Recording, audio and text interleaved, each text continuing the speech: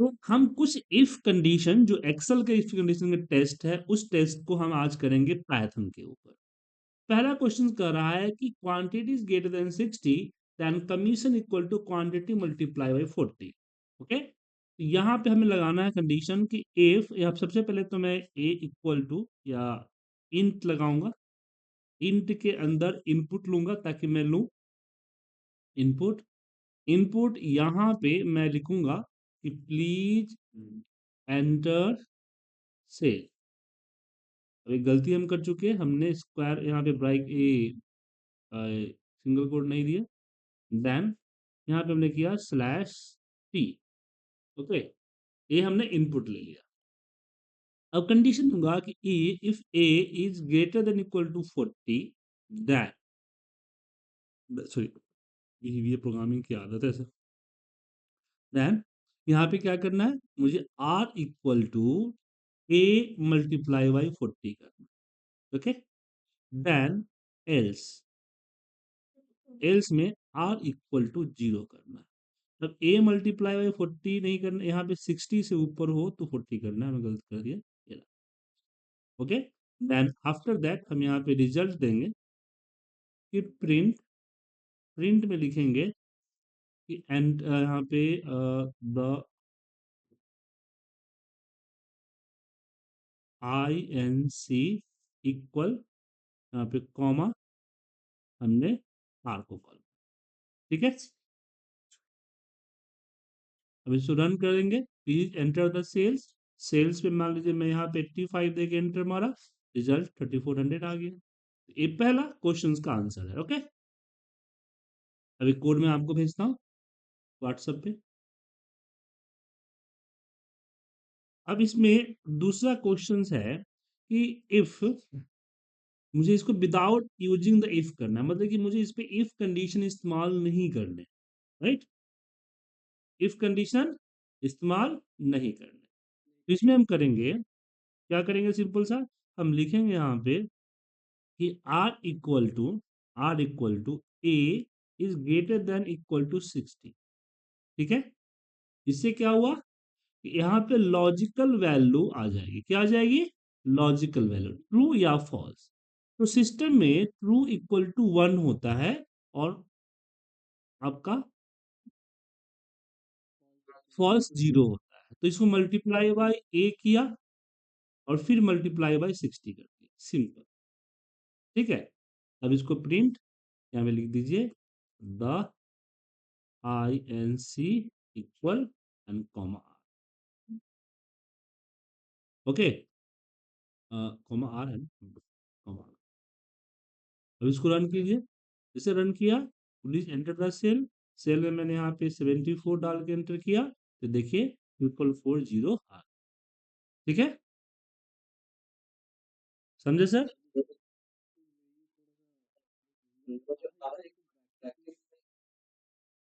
बिजली true, basically separate किया ना। देखिए मेरी आदत है सेपरेशन की, मैंने मैथमेटिक्स में बताया था ना आपको मैंने, कि दो अलग अलग ऑपरेशंस को मैं सेपरेट कर देता हूँ। तो ये दोनों मल्टीप्लाई है, दोनों सेम ऑपरेशन है ना। क्या, अगर मान लीजिए टू मल्टीप्लाई बाई टू, देखिए यहाँ में देखिए, अगर आप रिजल्ट देते हैं टू मल्टीप्लाई बाई टू, या फिर टू को ब्रैकेट में कर दीजिए, तो सेम ही रिजल्ट आएगा ना सर।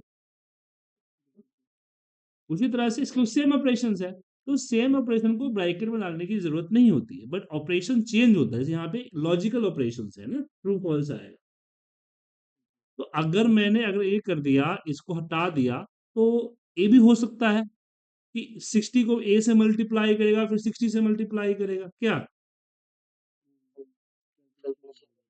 हाँ, तो गड़बड़ हो सकता है, नहीं हो, अब होगा कि नहीं होगा तो पीछे का चीज इसके बारे में मुझे ज़्यादा आइडिया नहीं है, इसलिए मैंने ब्रैकेट कर दिया। ब्रैकेट करने के बाद इतना श्योरिटी आ गई कि पहले मेरा लॉजिकल ऑपरेशंस होगा, देन मैथमेटिकल होगा। ठीक है, समझे? चलिए, तो ये भी कोड आपको भेज देता हूँ। तो क्वेश्चन नंबर 1 मेरा कंप्लीट। क्वेश्चन नंबर 2 में यहाँ पे है कि मैं मार्क्स एंट्री करूँ और मुझे इसका रिजल्ट आए, 40 से ऊपर हो तो पास हो, अदरवाइज फेल हो। ओके, इंटर सेल्स के जगह पे हम कर देते हैं मार्क्स। ठीक है, और यहाँ तो सिंपली लगेगा हमारा if condition, if A is greater than equal to 40, उसके बाद क्या हो प्रिंट में, तो प्रिंट हो पास बेटा,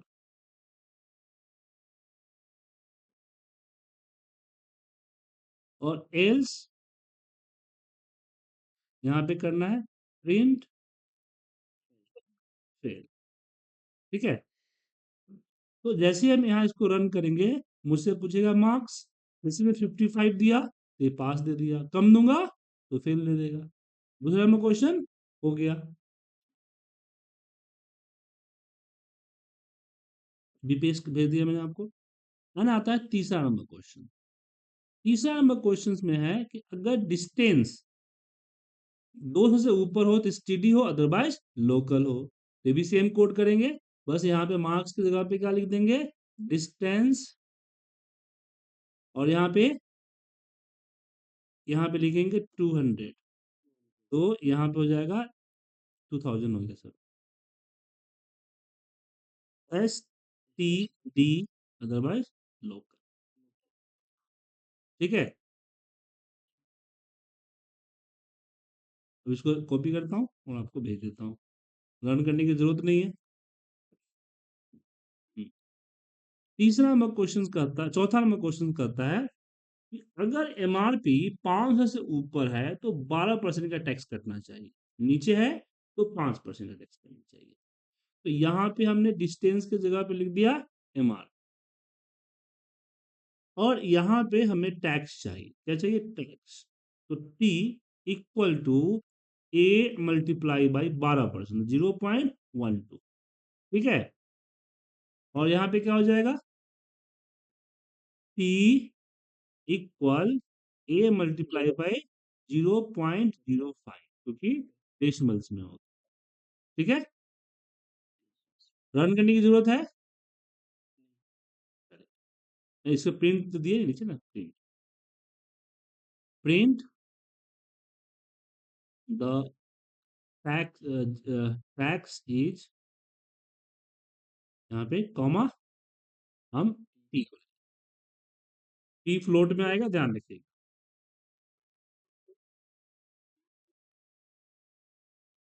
भेज देता हूँ आपको। अब इसमें हमारा चौथा नंबर हो गया, पांचवा नंबर क्वेश्चन। पांचवा नंबर क्वेश्चन जो है टाइम के ऊपर है, तो हमने अपनी क्लासेस में टाइम को नहीं पढ़ा है, तो फिलहाल इसको छोड़ देते हैं, ठीक है ना सर, फिर मुझे टाइम पढ़ाना पड़ेगा ना सर आप। क्योंकि टाइम की ऐसे हम टाइम इनपुट नहीं लेते, मुझे टाइम को आवर मिनट सेकेंड में फिर उसको कंबाइन करना होगा ना सर, थोड़ा सा नहीं पढ़ाया है, इसको छोड़ देते हैं, ठीक है। क्वेश्चन नंबर 6 का आता है कि सारे सब्जेक्ट्स, बोलिए, हाँ टाइम, डेट एंड टाइम है आपके पास आपके टॉपिक में, तो सब्जेक्ट नंबर 1 to 5 यहाँ पे दिया हुआ है। अगर सारे सब्जेक्ट अगर पास है तो फेल होगा, अदरवाइज सारे सब्जेक्ट में अगर 33 मार्क्स है तो पास होगा, अदरवाइज फेल होगा। इसको एंड के साथ करना है और नेस्टेड इफ के साथ भी करना है। ओके, ये थोड़ा सा कॉम्प्लिकेट होगा, तो यहाँ पे हम एक काम और कर सकते हैं, तो सारे सब्जेक्ट की अलग अलग इनपुट्स आप लेना है, ले सकते हैं। ठीक है, अब इसमें हम इफ लगाएंगे तो बड़ी आसानी से हो जाएगा, लेकिन सर इसमें क्या लूप लगाएंगे, बट हमने लूप पढ़ा नहीं, राइट, इसलिए हम इसको मैनुअली करेंगे। ठीक है सर, हेलो,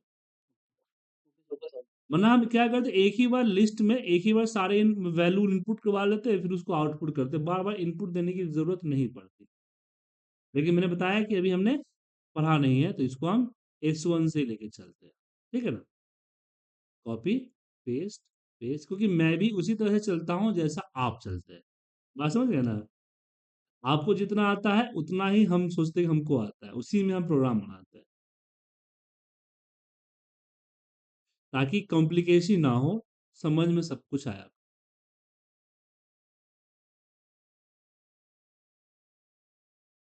ओके, तो ये रहा हमारा S int int int int, यहाँ पे एस वन था तो इसको चेंज करना होगा, एस वन सब नहीं ना होगा, S two, S three, S four and S five, तो सारे सब्जेक्ट आएगा। अब मुझे एंड के साथ करना है तो सिंपल है कि if S one is greater than 33 and S two is greater than equal to 33 and S3 is greater than equal to 33 and S4 is greater than equal to 33 and S5 is greater than equal to 33. Okay, then print pass. Else क्या करेंगे else में print fail। ठीक है sir, एक और run करके check कर लीजिए। रन किया, सब्जेक्ट वन मैंने डाला 52, subject three 63, subject four, subject five, subject four subject five मैंने डाल दिया 74। रिजल्ट आएगा पास। पास आया। ठीक है सर, अब इस कोड को मैं यहाँ आपको भेज देता। अब दूसरा कहा गया है कि without using if, without using if, sorry sorry next and, without using and, तो यहाँ पे नेस्टेड इफ लगेगा जो मैंने लास्ट क्लास में बताया था कि if subject one is greater than equal to 33 and यहाँ पे दिया, फिर यहाँ पे एक और इफ लगेगा कि if subject two greater than equal to 33, then एक और इफ लगेगा कि सब्जेक्ट टू, नहीं टू थ्री नहीं, three, three is greater than equal to 33 if subject 4 greater than equal to 33। ठीक है, then again if subject 5 greater than equal to 33। अब यहाँ पे रिजल्ट आएगा प्रिंट, एल्स नहीं आएगा, प्रिंट, प्रिंट यहाँ लिखेंगे हम पास, क्योंकि पास करने की संभावना सिर्फ एक बार है। अब इस इफ का एल्स देंगे हम, क्या देंगे एल्स, एल्स, एल्स, और यहाँ पे हमने देंगे print subject four, subject five होगा ना, हाँ सब्जेक्ट फाइव, समझे। अब ये जो इफ है, ये इफ हो गया खत्म। ठीक है, अब मुझे इसके अंदर करना है।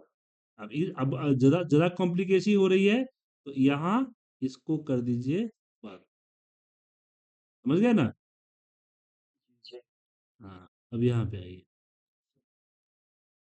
इस इफ में एल्स, पहले हो गया एल्स, और यहाँ पे प्रिंट, प्रिंट प्रॉपर्टी लिख दिया, print subject four fail.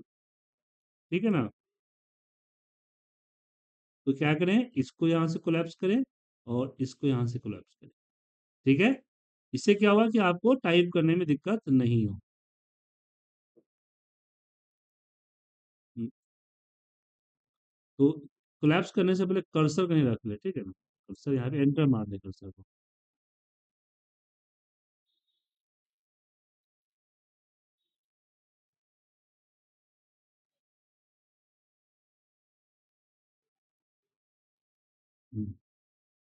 S, यहाँ पे प्रिंट फोर, इस फोर लगे, हाँ इसको यहाँ से कोलैप्स कीजिए। सब्जेक्ट फोर हो गया ना सर, सब्जेक्ट फोर को कोलैप्स कीजिए, हो गया। अब यहाँ पे बैक करके सब्जेक्ट थ्री पे आइए, एल्स। ठीक है, प्रिंट सब्जेक्ट थ्री पे। ठीक है, अब यहाँ से कोलैप्स कर दीजिए और ये सब्जेक्ट थ्री को कोलैप्स कर देंगे, इससे कंफ्यूजन नहीं हो। ठीक है सर, अब दिक्कत यहाँ पे आ गया कि मैंने एंटर प्रेस नहीं किया था ना, यहाँ से एंटर प्रेस कर लीजिए, यहाँ पे ये सब्जेक्ट टू वाले सेक्शन। अब इसको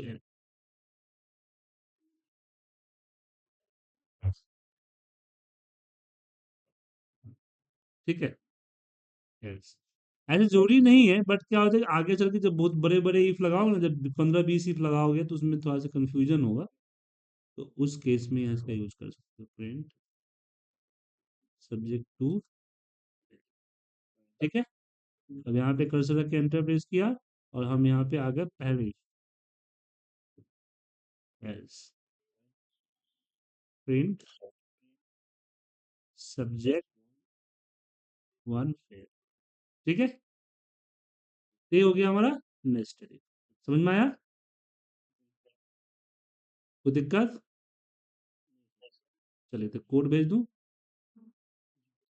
एक एक खोल दिया, इसको खोल दिया, इसको खोल दिया। जो एरो के निशान इस तरह का होगा ना, वो कोलैप्स है, इसको खोलना होगा आपको देखने के लिए। और जो इस तरह के नीचे की तरफ हो वो ऑलरेडी एक्सपेंड है। जो कॉपी कर लेते हैं वो आपको भेज देते हैं। तो बाकी क्वेश्चन कर लेंगे सर। हाँ, तो बाकी क्वेश्चन कीजिए, अगर कोई दिक्कत होती है तो मुझे कॉल कर लीजिए। ठीक है।